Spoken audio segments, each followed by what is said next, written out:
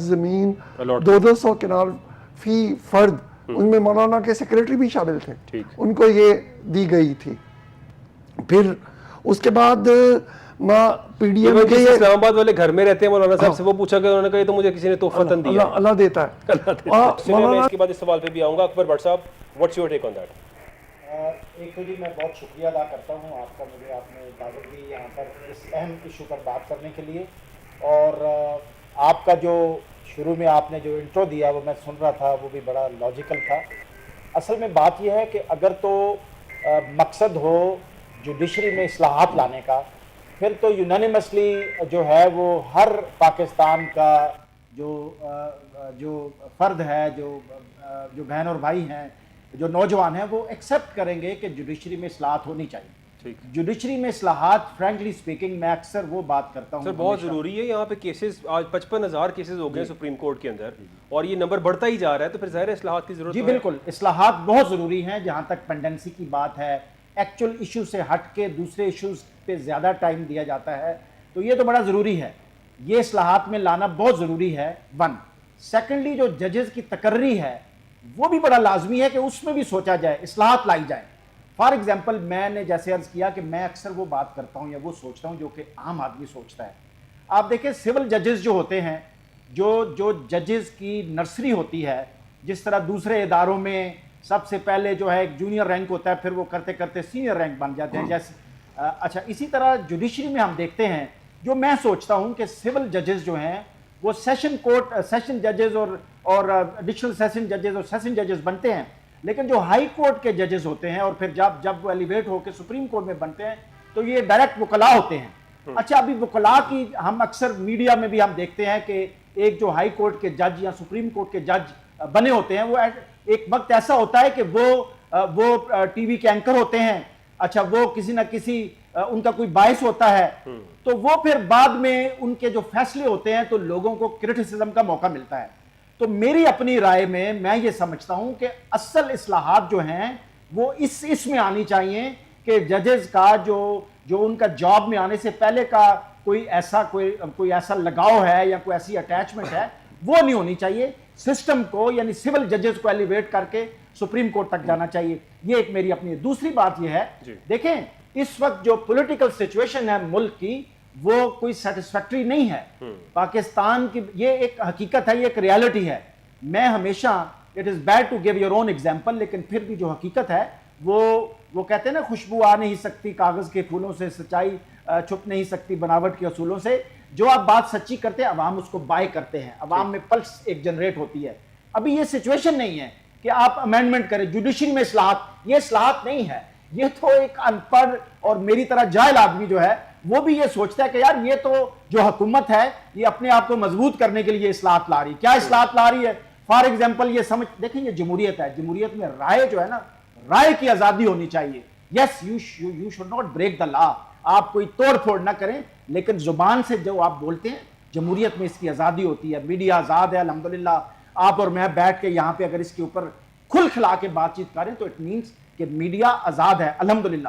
یس جب آپ anti state بات کریں گے تو ایک حد ہوتی ہے ہر ایک کی آزادی کی، حد کراس نہیں کرنی چاہیے. پاکستان اور پاکستان کی جغرافیائی جو حدود ہیں وہ سب سے پہلے ہیں، باقی سب چیز بعد میں ہے. تو ججز کی جو عمر ہے وہ آپ بڑھا رہے ہیں.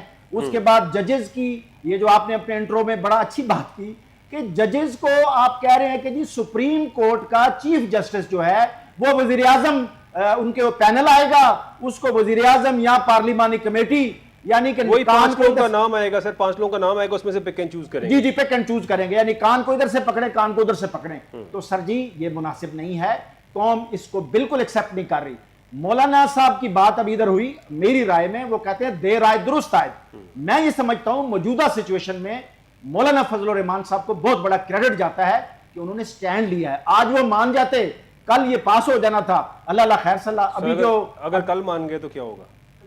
اگر کل مان گئے تو یہ ان کی دیکھیں جی آج تک سچویشن یہ ہے جی پالیٹکس میں آپ کچھ کہہ نہیں سکتے. مولانا فضل الرحمان صاحب کی بات کر رہے ہیں. جی اور وہ کہا جاتا ہے کہ وہ ایسے پلیئر ہیں کہ دونوں سائڈیں پریشان ہیں کہ نہ جانے کیا کریں. سر عرض یہ ہے آپ کی بات بالکل ٹھیک ہے، لیکن as of today, as of now انہوں نے سٹانس لیا ہے. یہ میری ذاتی رائے ہے، ٹھیک ہے، آپ میری رائے سے اختلاف کر سکتے ہیں. نہیں سر، ایسا سٹانس انہوں نے ہسٹری میں کبھی نہیں لیا جیسا آپ لے لیا ہے. اتنا کچھ آفر ہونے کے بعد تو مولانا صاحب ہمیشہ when he saw the fruit of baskets ہمیشہ انہوں نے کہا اٹس اوکے. اچھا سر، تو 2 ٹوکریاں مل گئی پھر بھی نہیں مان رہے. میں سر آپ کی اجازت سے ایک اور عرض کروں گا. دیکھیں ایک تو یہ غلط ہے، نہیں ہونا، بالکل نہیں ہونا چاہیے. پاکستان کی عوام اس کو ایکسیپٹ نہیں کرے گی. صرف ایک مراد یافتہ طبقہ ضرور خوش آمدید طبقہ اس کو وہ کرے گا. میں سمجھتا ہوں دیکھیں انسان دنیا سے چلا جاتا ہے، ہسٹری لکھی جاتی ہے. پاکستان کی تاریخ میں، دنیا کی تاریخ میں حکمران آئے جنہوں نے زبردستی حکومت کی، آج ان کا نام لینے والا کوئی نہیں ہے. اور جنہوں نے اپنی ذات کی نفی کی وہ زندہ ہیں. پاکستان میں انفارچونیٹلی جو حکمران رہے ہیں، میرا یہ تجزیہ ہے کہ انہوں نے زیادہ تر about 98% انہوں نے اپنی ذات کو آگے رکھا ہے، سسٹم کو اور ملک کی مفاد کو پیچھے رکھا ہے کہ میں اقتدار میں کیسے آؤں اور پھر اقتدار میں زیادہ دیر میں کیسے لگاؤں. یہ فرضی شان و شوکت ہوتی ہے، اس کو ختم ہوتے ہوئے پتہ نہیں چلتا. آپ دیکھیں اداروں کی تاریخ دیکھ لیں، ایکسٹینشنز میں جن اداروں کے سربراہ کو ایکسٹینشن ملتی ہے، ناجائز فیور جنہیں ملی ہے، جی اس دور میں ان کی کمزوریاں سامنے آئی ہیں. پبلک کے اندر ان کی جو ایک سٹینڈنگ تھی وہ کمزور ہوئی ہے. ابھی ایک اور بات ہے کہ جی آئینی عدالت 5 رکنی یا 7 رکنی ایک کانسٹیٹیوشنل عدالت بن رہی ہے. اور بھائی اگر تو دنیا میں ایسی کوئی مثالیں ہیں، ایک میں مثال دے رہا ہوں، اگر دنیا میں ایسی کوئی مثالیں ہیں تو بہت اچھی بات ہے کہ آئینی تمام مقدمات ادھر دے دیں. اچھا پھر وہ جو ججز ہیں، اگر وہ ریٹائرڈ ججز ہوں گے، ان کی سلیکشن اس طریقے سے ہوگی جیسے ابھی بات ہو رہی ہے کہ سپریم کورٹ کا جو چیف جسٹس ہے یا دوسرے ججز، ان کو اگر تو ان کا اس طریقے سے سلیکشن ہوگی اور اس کا وہ ہوگا، پھر عوام اس کو نہیں پسند. زور زبردستی سے آپ ٹائم تو پاس کر سکتے ہیں، تھوڑا بہت ٹائم گزار سکتے ہیں، لیکن دلوں میں آپ نہیں رہ سکتے. اور اس کو نا وہ کہتے ہیں ایور لاسٹنگ، وہ رولز، وہ ریگولیشنز، وہ روایات، وہ قانون نہیں رہتے، اور آپ پبلک کے اندر آپ کی جو سٹینڈنگ ہے وہ زیرو ہوتی جاتی ہے. پبلک میں سر ملک کے جو ایشوز ہیں وہ بھی عوام کے سامنے آتے نہیں ہیں، لیکن بہرحال اس پہ بات کرتے کرنے اکبر بٹ صاحب آپ کیا کہیں گے سر؟ بلال، اس طرح ہے کہ آپ یقین کریں کہ بہت زیادہ جو ہے وہ دل دکھی ہوتا ہے کہ جب جو لوگ ہراول دستے میں ہیں، جو لوگ at the helm of affairs ہیں، وہ ایسے قوانین بناتے ہیں، اس طرح کا طریقہ کار اختیار کرتے ہیں. سر یعنی 6.5 کروڑ روپے لگتا ہے پارلیمنٹ کی ایک سیشن کے اوپر، عوام کی ٹیکس پیئر کا 6.5 کروڑ جو کل ضائع ہو گیا، سیشن بھی نہیں ہوا، 6.5 کروڑ بھی لگ گیا اور کچھ بھی حاصل نہیں. اچھا اس میں آپ دیکھیں نا مختلف اس میں ایک سیشن پہ خرچہ ہوتا ہے، ایک TAD ہوتے ہیں، ایک ان کو پیٹرول شٹرول ملتا ہوگا اور جی تمام ترمرات ملتی ہیں جس کا عام آدمی کو پتہ نہیں ہے. عام آدمی کو ان ساری چیزوں کا پتہ ہونا چاہیے. آپ کا بیسیکلی بہت کچھ کہنے کو میرا دل ہے، کیسے جمہوری نظام ہے، کس طرح یہ جیسے ابھی بات ہو رہی تھی. کرن صاحب I'll come back to you. I have to take a short break اور کرن صاحب کے دل کی جو میں چاہوں گا وہ نکالیں. I have to take a short break. ناظرین stay with us. Welcome back ناظرین. اور ہم بات کر رہے تھے کرنل اکبر بٹ صاحب میرے ساتھ موجود ہیں، کچھ ٹاپک پہ اظہار خیال کر رہے تھے. کرنل صاحب کنٹینیو کیجیے گا. تھینک یو ویری مچ بلال صاحب. اصل میں جو ٹاپک ہے وہ بنیادی طور پر ہے یہ جو جوڈیشل اصلاحات، آئینی ترمیم ہے. تو میں اپنے آپ کو کہنے کے تو میرا بہت دل کرتا ہے، آپ یقین کریں میرے اندر ایک سمندر ہے کہ پولیٹکس کیا ہے. ہم نے سنگاپور کو آگے لے کے گئے، UAE کو آگے لے کے گئے. ابھی جو ہمارے نیت صاحب ہیں جو آن لائن جن کو آپ نے لیا ہوا ہے، ماشاءاللہ بڑی اچھی ان کی گفتگو تھی. ایئر لائنز کئی جو ہیں وہ پاکستان نے ڈیولپ کر کے دیے، پاکستان نے ایون مڈل ایسٹ کے بننے میں پاکستان کا بڑا کردار ہے، کئی ملکوں کے ڈیولپ ہونے میں پاکستان کا بڑا کردار ہے، لیکن خود بیڑا گرک ہو گیا ہمارا. کیوں؟ اس کا بیڑا گرک بنیادی طور پر یہ ٹاپک سے ہٹ کے بات ہے، لیکن چلیں پھر بھی وہ ضمنی جس کو کہتے ہیں کہ ضمنی بات ہے. بیسیکلی مراد یہ ہے کہ جو مڈل ہمارے اصل جو ہمارا جو ایسٹ ہے نا، جو برین ہے، وہ پاکستان کی مڈل کلاس ہے. ابھی موجودہ دور میں over the period of time جو ہراول دستے میں لوگ ہیں نا، وہ مڈل کلاس کے لوگ نہیں ہیں، وہ الیٹ لوگ ہیں. جیسے ابھی انہوں نے فرما رہے تھے ہمارے جو معزز مہمان ہیں آن لائن، انہوں نے کہا کہ انہوں نے گلا گھونٹا ہوا ہے ریسورسز کا اور اس کا، اور اس میں کوئی ڈاؤٹ نہیں ہے. پاکستان کا جو عام آدمی ہے یا مڈل کلاس لوگ، اس کی آبزرویشن ہے. تو اس کا بنیادی حل یہ ہے الحمدللہ. دیکھیں ہم دنیا میں جتنے بھی اسلامک ممالک ہیں ان میں ہم واحد جو پاکستان ہے یہ نیوکلیئر پار ہے.